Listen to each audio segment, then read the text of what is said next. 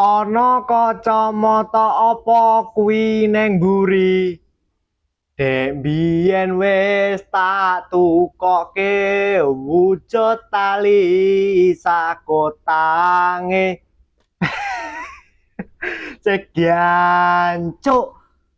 wong barang kene iki dodolan sabun posel bos kok ditakoni kostang ki. Kene ora dodol kostang. Luya ki jan njaluk di tungkak sisan apa piye iki, wong kene iki kena dodol sabun cuci muka. Iki fungsine mengontrol minyak berlebihan. Ya, bisa membantu menghilangkan jerawat.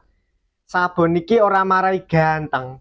Jindise nek raimu elek, kluwus, ngedop, zop panggah elek.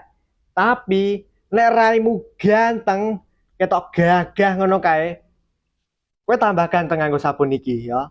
Ki regane ra ngantek 30.000. Iki nek ra mbok ses out, jan kerugen gede tenan kowe. Iki tak dol 27.000 bronjong kuning.